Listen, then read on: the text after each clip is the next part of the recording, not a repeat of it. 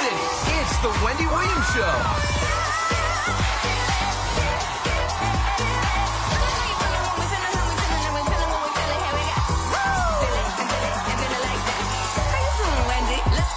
Now, here's Wendy.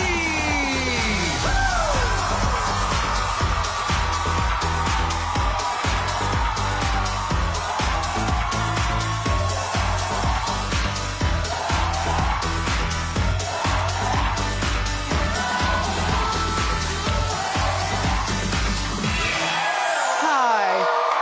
Thank you for watching our show. Say hello to my Say hello to my co-host, my studio audience. How you doing? I'll explain. Let's get started. It's time for Hot.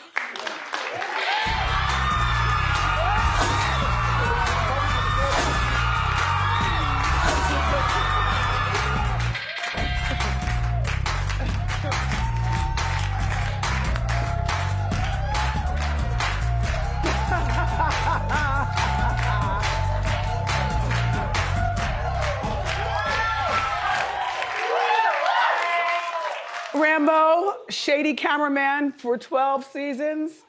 I saw you swing the camera, you catch everything, and go. Up close. No, love don't live here anymore.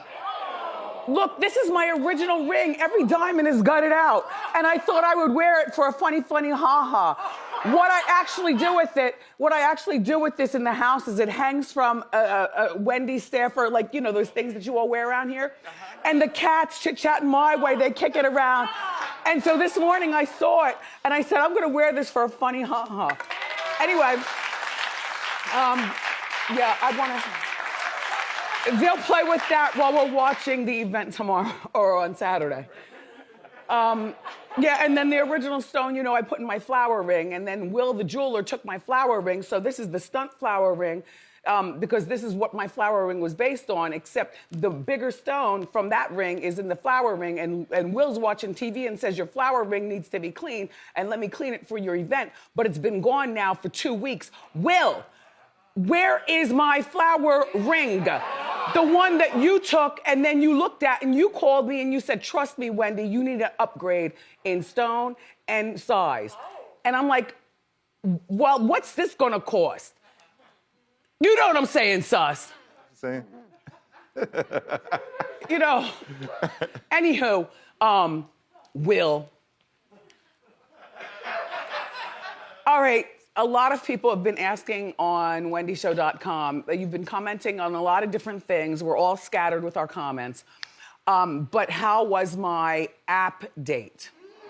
Remember the other day I was telling you I had a date. Before we started the dating game, I'll get to that in a moment, on the show, I went on an app. I haven't said the name. It's private. It's an app that women choose their men. And, you know, I chose a bunch of different men, you know, were hollering, and they have to present themselves to me, and then I choose who I'd like to go out with. So one of the gentlemen had gotten back to me and left his phone number and didn't leave his picture or anything like that, but he described himself in a way, 6'5", 6'3", from the tri-state, long athletic body, and would love to take me for dinner. He knows I like to eat. He's very familiar with me. He thinks he can handle. I gotta tell you, so we went up to Melba's. It was a rainy Tuesday night this week. I believe last week, Friday or something. It rained. And he came to the apartment and picked me up. Not inside my apartment, at the building. You know, he picked me up. These are adults dating. Like, let's get off the app and get down to business. You know, I'm not gonna meet you up the street at Dunkin' Donuts. At first I was gonna do that because you know I know the killer. But I wasn't scared of that. You know, I called up Melba's. Melba knew, all right, look, I'm on a date with a stranger. Just, you know, we wanna sit to the side and so on. Turns out we were the only ones at outdoor eating, restaurant week, but the food was still good and I got the carrot cake. He bought the food, but Melba ended up reversing the charges to his account. In other words, thank you, Melba, but you didn't have to do that. So my car and driver drove us up there, so we had time. I engineered that part, so we'd have time to, drive and concentrate on talking to each other. And I kind of knew by the first traffic light going to dinner, honestly, that nice guy and he's right for you, but he's just not in a place where he's right for me. I felt like I was too much for him. He was really nice though, and sexy looking, but just not. I am dating to find a boyfriend. I am not dating to date a bunch of men. And unfortunately, you have to date a bunch of men. Does that make sense to you? You have to date a bunch of men to find a boyfriend. I'm looking for somebody to fall in love with, and I knew by the first traffic light that this wasn't. No, don't laugh. No, I am dating like an adult. The first traffic light? And I broke up with him on the telephone. Yeah. I wanted to break up on text, like the kids do. Yeah. and then my assistant chief says, you don't have to even respond to him with this app thing. And you said it too, Joelle. But I'm like, no, I'm civilized. We are adults. And I delicately called his phone the next day. Right before Morel with that, because I'm like, oh God, he was too nice. I don't want to just leave him hanging and think. And we had masks and then we unmasked to eat. Like, he looks like a model, like really good, like chocolate. He looks like a model. We would make a stunning couple. And while we were eating dinner, people were riding bikes, even in the rain, riding bikes and roller skating by, and how you doing, and how you doing. And then he was how you doing back, and I how you doing back. And then as they're driving, walking by, and I mean a lot of Wendy watchers, they wouldn't stop. And so he goes, we're on a date. This is a first date. Can you please give us, like he was very kind and I was kind and we were kind and it was stunning. But it was so cold that we got the food to go, which I didn't mind because that kind of made Mother Nature cut the date short. And I took it into my house and I slobbed all over the bed. The cats are like, Mom, you're home early. I said, yeah, that's not the boyfriend, but he's a nice man. He said, Mom, they said, I smell his cologne. You were holding hands or something. I said, yeah, nice. Anywho, I called him up. He answered the phone. I wish he hadn't answered the phone. And I just got right to it. I said, hi. I said, it's Wendy. I want to thank you again, but I'm going to keep looking. And somebody's out there for both of us. And yeah. In my mind, I was like, damn it, man. But okay. Anyway, and my search continues, and it will continue until I find the one. I want a boyfriend. I want to hold hands. I want a boyfriend. So here on the show, we're in on the game. We're playing the dating game. And I told you, men, you got 30 seconds. Send your tape for be my eligible bachelor. You know who I am. You watch the show. We got a tape. This is our first presentation, but there are tons of tapes in the judgment room across the street. So here's our first one. Take a look. Do you like chocolate? Hello, Wendy. This is Kristen James. I'm 48 years old, no kids, never been married, from Atlanta, Georgia. Love traveling. I'm a high-value alpha male, and I want to take you out on a date because you deserve to be treated like a queen, and I want to be the last man to open up the car door for you.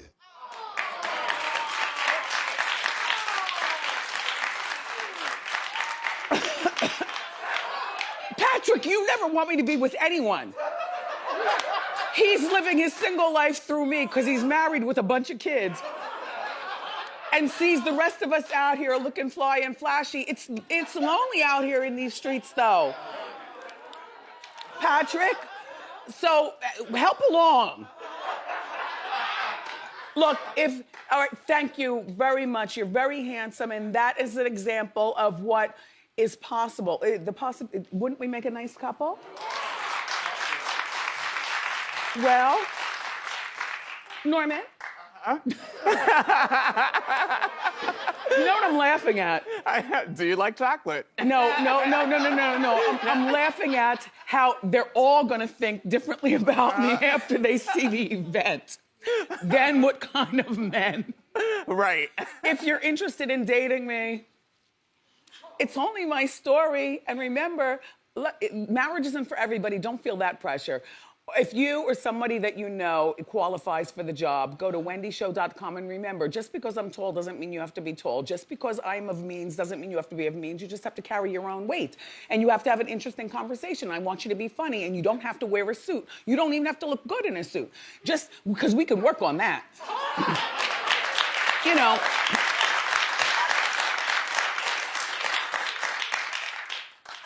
And we were listening to The Groove and, you know, going up the West Side Highway, two adults and the driver. It was... Well, good news for Paris Hilton, though. She's trying to get pregnant through in vitro. I think this is great. She's been with her boyfriend for about a year and a half. She's 39 and he's 39. She's already told us a million times through TV since we first met her as, you know, a schoolgirl, that she wants to be a mother, she wants to have kids. She's grown up right before our very eyes. But you can tell if you squint that Paris is still our kind of fun. She hasn't lost that. I hope she never does. He's 39, and he's probably the kind of stability that us fun people need. She's using IVF. See, we forget that she's older like that. She said she's been saving her eggs. Well, let her talk. Wendy, stop talking. Paris, talk. We have been doing the IVF, so I can pick twins if I like. Kim is actually the one who told me about that. I didn't even know anything about it. And I'm happy that she told me that advice and introduced me to her doctor. So yeah, we have them all ready to go. I really want to have twins that are a boy and a girl. So the only way to 100% get that is by, you know, making it happen that way.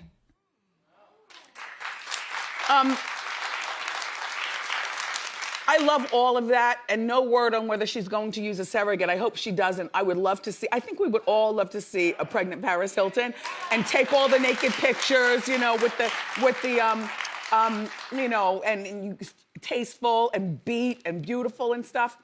And I hope, and he's very, very wealthy, by the way. He does something secretive that only Norman, what does he do? He's a venture capitalist and like owns one of the fastest growing companies in the country.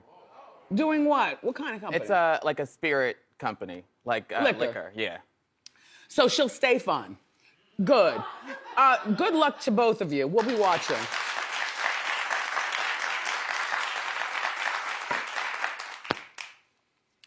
And this is when I was so disinterested in your bureau text to me last night. I got so disgusted, I dimmed the lights, and then I slumped in my bed, and they got dimmer, and I got slumpier. Kenya's ex, Mark Daly, is trying to get his own reality show. So I put that phone on mute, like I don't want to hear it, and I picked up this phone and get on the Googler. And I couldn't find this story anywhere, so apparently the only people actually reporting this is right here at the Bureau. Mark, I do not know you, but I do not like you. I do not at all. I'm sure your food at the restaurant is good, but on the account of Kenya, I'd rather eat cat food. His new show has not been sold to a network yet. He's working with a producer. Okay, let me tell you what working with a producer means. Joelle, you're a producer? That'd be like you working with Missy behind you on a reality show for her. You know what I'm saying? So that's not a show. He's trying to get it out there that he's working on a show. And unfortunately, since the Googler knows nothing about it, Kenya might know something about it, but she doesn't have a show. We're the biggest outlet right now. Why are we talking about this? We shouldn't be. Kenya, I'm sorry, but you know, we need an hour to fill, and look, it's a show about him running his restaurant and looking for love. Mark is such a stunt king. Absolutely. And Kenya, I told you when you met him, watch, he's using you for your reality connections. There's something about this, and the desperation she put out there to want to get married and have kids. It's like any guy who looked at her, she'd get like pregnant and marry him or something like that. Don't take that in a bad way. I mean that in a way like she's so vulnerable. Her mother didn't want her. You know, you never get over that. I'm not talking about this anymore. Okay, if he gets a reality show deal, I'm not watching. Low key, I'm watching. But we're not going to talk about it. Man, Maybe in my office. I can't make those kinds of promises. It might slip out. Right. Right. Okay. Right. Kenya will try.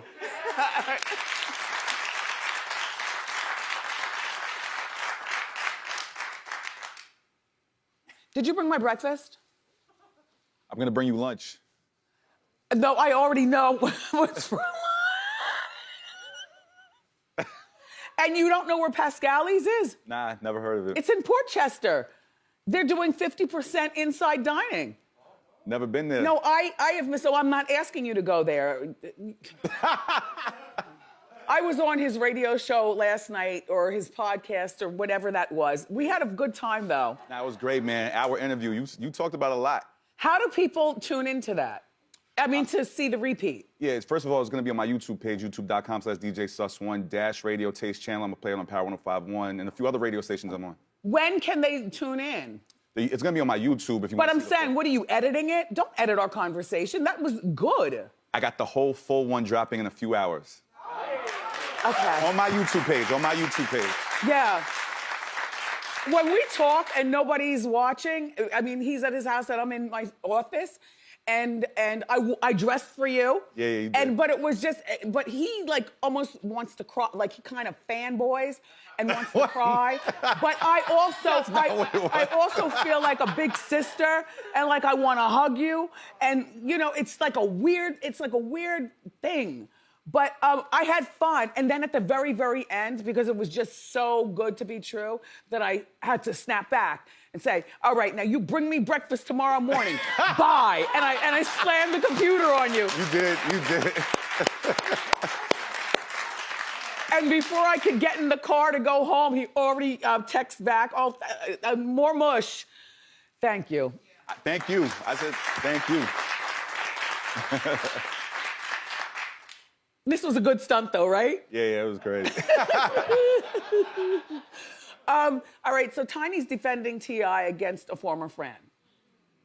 This story's been out here. I haven't wanted to do it, but, you know, the gossip is slow. The corona is on. You know, the movie is going to probably be the most entertaining thing in my documentary. And I can say that because I made it. Oh, God, I hope it lives up to the hype. No, it will. Sabrina Peterson is her name, and she posted that T.I. put a gun to her head in front of children years ago. And then Tiny clapped back. Now, Sabrina was really good friends with Tiny, thus being good friends with the family, and probably going over to their compound and seeing, you know, the parents. And, you know, you get sucked into T.I. and Tiny's life. So this is the lady, Sabrina, and she posted a picture of T.I. with her kids years ago, and something about you know, she said Tiny posted it? Yeah, Tiny posted that like in a clapback way. Okay. Said wanted T.I. to train them, call him uncle, told her to stop harassing her family. Sabrina spoke out. Take a look.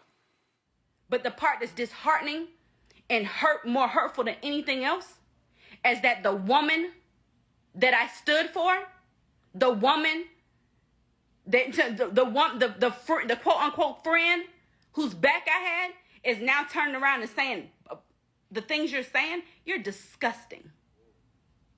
You're a disgusting individual. You know what happened. I know what happened. He knows what happened. So don't sit around. What you won't do on top of everything else is you won't lie on me.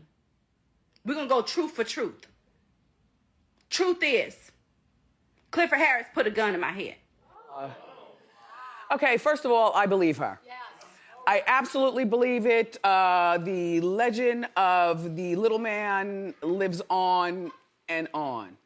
I believe what she's saying, but I believe that she needs to stop talking. I believe that she was good friends with Tiny, and when you get to be good friends with Tiny, that makes you a certain type of person as well, in terms of you were in the family, you know their dirt, they know your dirt. You've got $1 million business, they say, doing what? What does she do, cosmetics? She helps women, she empowers women. Okay. Yeah. Cursing, you might as well have cursed. Like, Sabrina, back out of this. I believe he put a gun to your head, but I believe that you are definitely wrong for putting this out 2 years too late because we're all bored sitting home with Corona. Listen, you need to tune into Lifetime on Saturday and move on with your life. Because now, because she's that type of woman, I don't want to work out with her. You know, I would rather work out with dumbbells in the house and then figure out another gym. Like, you've discredited yourself.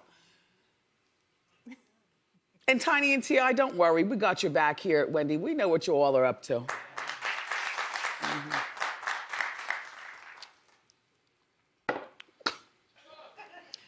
Pam Anderson is getting married again. Now, Pam loves love. She's one of these types of women, and we know this. Pam loves love. Pam married her bodyguard. His name is Dan Hayhurst on Christmas Eve. Isn't that a cute couple? Dan is from her hometown in Canada, which means something, particularly when you're quarantined and when you're of a particular age, or maybe when you're, 18. You start to connect with somebody who's from your actual hometown. You know, they know what happened to Mr. Jenkins and, the corner store, or whatever. They've been together quarantined, these two. 24/7, picture it. He's a builder by trade. Now, I don't know what he builds, because a builder can be, he builds a little something over here. Houses and woodwork and stuff. Oh, well, does he build houses like tree houses, or does he build for Toll Brothers? I don't know. It doesn't matter. When you get to be a particular age, the man doesn't have to have as much as you, Pam. He just has to have his share, not want any more kids. This is her 6th marriage, so that looks wild and sloppy. One of her husbands she married twice. But at least she operates in her truth. She was married to Tommy Lee. She was married to Kid Rock. There was Rick Solomon. One Night in Paris, Rick Solomon. Twice. And then John Peters, right here. You know what I forgot to say? Shout out to New York. You know what I forgot to say to Rosanna and Lori, our local anchors in the morning? I was on their show to promote my docu and movie. I forgot to tell you. So yesterday, we were filming in my apartment. I've been doing nonstop promotion. Lifetime has got me working, and I never say no because I like to work, and I really want people to watch. And I blooded for this movie. So work, they're in my apartment. This is all before I come here and do the show, right?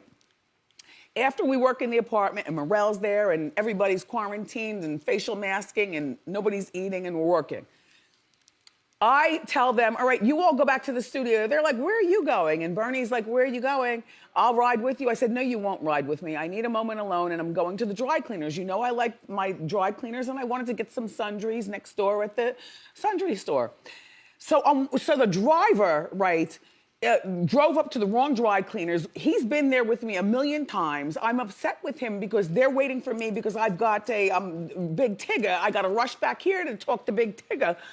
The dry cleaner's doing all the wrong things. I'm upset. And I get out. I say, stop right here. I'm getting out of the car. I'll do it myself. And I had on slippers, good ones though, slippers and a glamorous long fur with a train in the rain. And the hood was up. And I hear click,